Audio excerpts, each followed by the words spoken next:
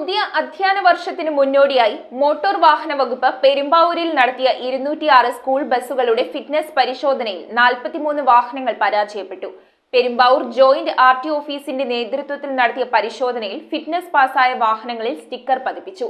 Sticker പതിച്ച വാഹനങ്ങൾക്ക് മാത്രമേ സ്കൂൾ സർവീസ് അനുവദിക്കൂ എന്ന മോട്ടോർ വാഹന വകുപ്പിന്റെ കർശന നിർദ്ദേശം. അടുത്ത അധ്യയന വർഷം സുരക്ഷിതമായി ആരംഭിക്കുന്നതിന് മുന്നോടിയായി മോട്ടോർ വാഹന വകുപ്പ് പെരുമ്പാവൂരിൽ നടത്തിയ സ്കൂൾ ബസ്സുകളുടെ ഫിറ്റ്നസ് പരിശോധനയിൽ 43 വാഹനങ്ങൾ പരാജയപ്പെട്ടു. പെരുമ്പാവൂർ ജോയിന്റ് ആർടി ഓഫീസിന്റെ നേതൃത്വത്തിലായിരുന്നു പരിശോധന.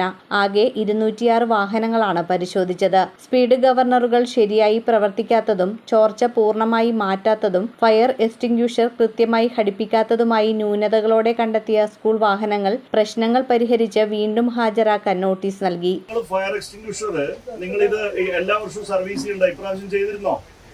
അത് ചെയ്യണ്ടേ? ഇതൊക്കെയല്ലേ നമ്മൾ നോക്കുന്ന. വണ്ടിയിൽ ഒരു ഫയർ എക്സ്റ്റിംഗ്വിഷർ എന്ന് പറഞ്ഞാൽ അതിന്റെ വാലിഡിറ്റി, റീഫില്ലിംഗ് വാലിഡിറ്റി എന്ന് പറഞ്ഞാൽ 1 year ആണ്.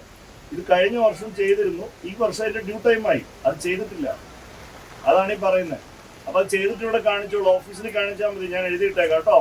സ്കൂൾ വാഹന ഡ്രൈവർമാർക്ക് പ്രത്യേക പരിശീലന പരിപാടിയും മോട്ടോർ വാഹന വകുപ്പ് സംഘടിപ്പിച്ചു. ഫിറ്റ്നസ് പരിശോധന പാസായ വാഹനങ്ങളിൽ സ്റ്റിക്കറുകൾ പതിച്ചു. സ്റ്റിക്കറുകൾ പതിച്ച വാഹനങ്ങൾക്ക് മാത്രമേ സ്കൂൾ സർവീസുകൾ നടത്താൻ അനുമതി ഉണ്ടാവുകയുള്ളൂവെന്ന് മോട്ടോർ വാഹന വകുപ്പ് കർശന നിർദ്ദേശം നൽകിയിട്ടുണ്ട്. News bureau, Perumbavoor.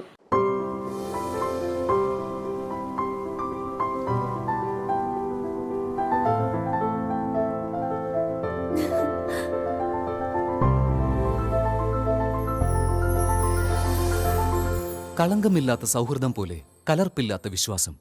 കല്ലൻസ് ജ്വല്ലറി.